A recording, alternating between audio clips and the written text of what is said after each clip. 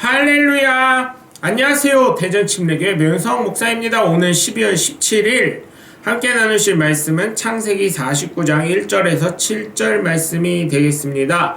제가 봉독하고 함께 말씀 나누겠습니다. 야곱이 그 아들들을 불러 이르되 너희는 모이라. 너희가 후일에 당할 일을 내가 너에게 이르리라.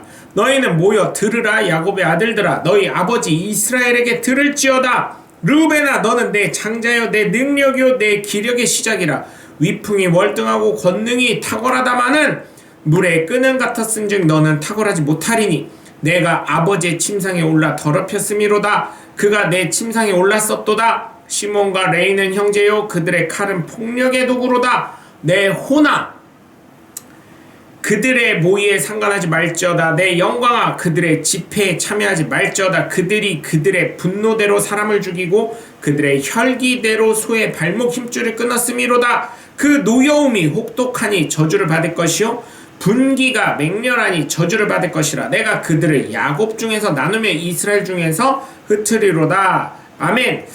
죽기 전에 남기는 것을 유언이라고 합니다. 그런데 사실 요즘 유언은 별거 아니라고 생각하고 넘어가는 사람이 굉장히 많이 있습니다. 근데 이것을 법적인 절차에 따라서 기록을 정확하게 남기면 그 어느 누구도 할 수 없는 것들이 많이 있습니다. 할 수 있는 것도 많이 있고요.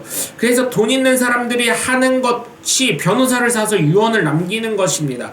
유언을 남길 때에는 신중에 신중을 더하지요. 그리고 무엇인가 살아계실 때 자녀들 다투지 않게 미리미리 잘 정리해 주시길 바랍니다. 나중에 별로 없는 재산 때문에 싸우는 경우가 얼마나 많이 있는지 모르겠습니다.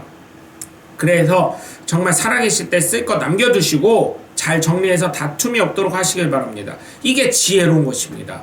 그리고 자녀들에게 재산을 넘겨주실 때는 반드시 계약서를 작성하시고 증거로 남겨두시기 바랍니다. 뭘 그렇게까지 하는데 그렇게 해야 나중에 후회할 일이 없는 줄 믿으시기 바랍니다. 오늘부터는 야곱의 유언에 대해서 이야기를 하려고 합니다. 그 대상의 순서대로 내려가는데 3명의 자녀씩 끊어서 함께 말씀을 나누겠습니다. 첫 번째, 르우벤에 관한 유언입니다. 야곱의 유언에 축복도 있고 책망도 있었습니다. 부모님은 모르는 척 해주는 것이지 모르는 것이 아니기 때문에 그 누구보다 내 자녀를 잘 아는 것이 부모님이십니다. 그것처럼 하나님은 그 누구보다 나를 잘 아시는 분이기 때문에 하나님을 진심으로 경외하시길 주님의 이름으로 간절히 축원합니다. 야곱이 르우벤에 대해 유언은 칭찬도 있고 책망도 있는데 칭찬에 관한 것은 그의 탁월한 지도력에 있습니다. 큰 아들로서 동생들 챙기고 장자로서 가족의 대소사를 챙기는 것이 바로 이 르우벤의 능력이었습니다. 그래서 우리나라 속담에 형만한 아우가 없다고 하죠. 이 속담이 르우벤에게 딱 맞는 말입니다. 그렇게 리더십이 그 어느 누구보다 뛰어난 자녀였죠. 그에 걸맞는 속성 중 하나가 요셉의 형들이 요셉을 죽이려고 할 때 그를 빼돌리려고 했었던 그 리더십, 그의 우수한 판단력, 탁월한 권능자의 모습이었습니다. 이런 속 깊은 마음을 어쩌면 아버지를 대신한 큰형으로서의 면모를 보였던 것입니다. 그래서 어른들이 장손하는 것 같다고 저는 생각을 합니다. 또한 책망도 나옵니다. 그의 잘못은 아버지의 첩인 비라와 동침을 했다는 것에 대해서 책망을 합니다. 그것을 아버지 야곱이 몰랐을 것이라고 르우벤은 생각했을 수도 있지만 그것조차 야곱은 알았습니다. 그러나 성경에는 그 당시에 야곱이 어떤 방식을 취했는지 알려주진 않고 있습니다. 그러나 야곱은 분명히 알고 있었고 그래서 그것에 대한 책망을 하면서 그것에 대한 값을 치르도록 물의 흐름이 끊는 것 같이 갑자기 탁월한 너의 리더십과 판단력이 끊어질 거라고 책망을 합니다. 이렇게 성경을 통해 보여주는 건 뭐예요? 바로 우리가 주님 앞에 서 있을 때 이렇게 분명히 계산의 자리가 있다는 것을 보여주는 것이고, 두 번째로는 하나님은 모든 것을 알고 계신다는 것입니다. 그렇기 때문에 바른 삶을 잘 심어서 하나님 주신 놀라운 은혜의 복을 누리시는 저와 여러분이 되시길 주 예수 그리스도의 이름으로 간절히 축원합니다. 두 번째, 시므온과 레위에 대해서는 안타깝지만 칭찬보다는 책망이 가중했습니다. 아버지 야곱은 그들의 삶에 대해 그 무엇보다 여동생 디나가 강간당했을 때를 기억하고 있었습니다. 거짓말로 유인하고 할례를 받아야 우리와 같이 결혼할 수 있다 해서 할례를 받게 한 다음에 움직이지 못할 때 살인을 했죠. 왜 그렇습니까? 야곱에게는 살인했다는 것이 충격이었을 거예요. 자녀들의 살인을 했다는 것에 대해 충격받았을 거죠. 우리가 한번 생각해보면 내 자녀가 살인자라는 사실을 알게 되면 얼마나 큰 충격이겠습니까? 전 이 부분에 얼마나 충격받을지 모르겠습니다.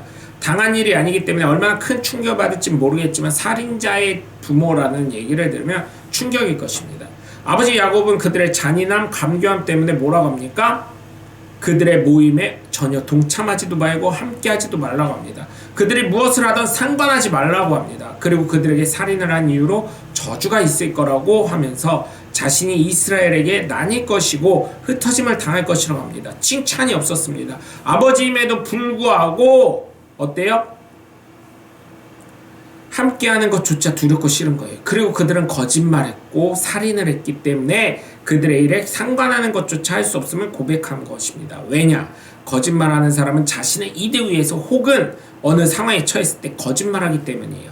여기에서 보듯이 이렇게 거짓말 한 번 한 사람은 신용과 믿음을 잃어버려서 결국은 아무리 진실을 이야기하고 팩트를 이야기할지라도 정말 여러분 어때요? 믿음이 안 생기는 것입니다. 그렇기 때문에 신실하신 예수님을 믿기로 작정하시고 그 신실하신 예수님을 따라 살기로 작정하신 작은 예수들인 우리는 어느 곳에 있던 누구와 함께 있던 항상 정직하고 생명을 소중히 여기시는 저와 여러분이 되시길 주 예수 그리스도 이름으로 간절히 축원합니다.